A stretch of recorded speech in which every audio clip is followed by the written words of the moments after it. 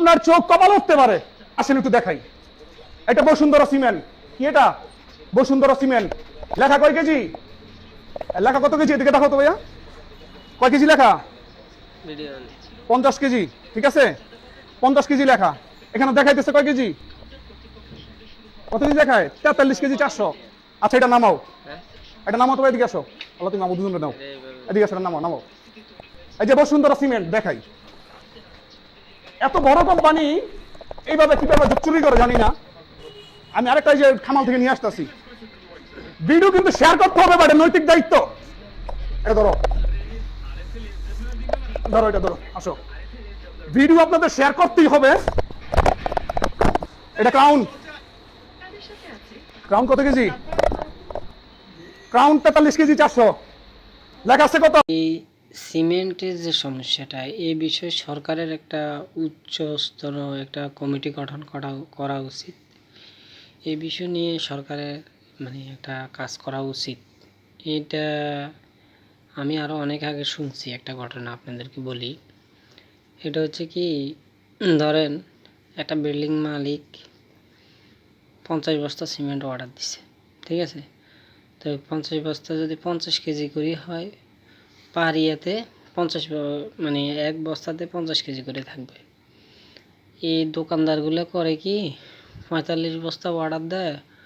Order দিয়ে বলে যে ভাই, এই 45 বস্তাতে 50 বস্তা করে দেন। পার বস্তাতে এই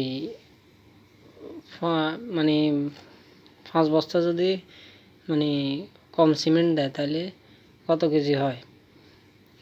এইভাবে কিন্তু একটা কারসাপির সুযোগ শুনছিলাম অনেক আগে।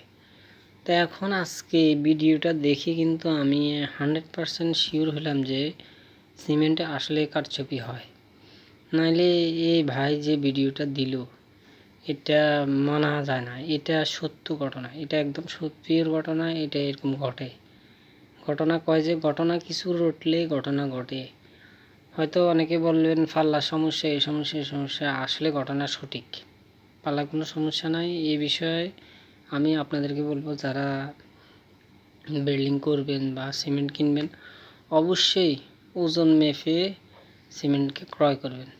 তাহলে এই সমস্যাটার সম্মুখীন হবেন না। সবাই প্রয়োজনে ওই দোকানের বাদেও অন্য পাল্লা দিয়েও মাপবেন, ঠিক আছে? তাইলে আপনি সচেতন থাকলে আপনার ঠকবেন না আর কি।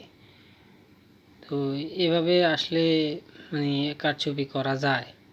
তো অনেকে হয়তো সিমেন্ট মাপে না, বিল্ডিং করে, বস্তা আসছে, বস্তা ডালা দিতেছে ডালার ভিতরে, অনেকে এটা জানে না। এই জন্য বলি, অবশ্যই মেপে নেবেন, ঠিক আছে? ধন্যবাদ, ভালো থাকবেন।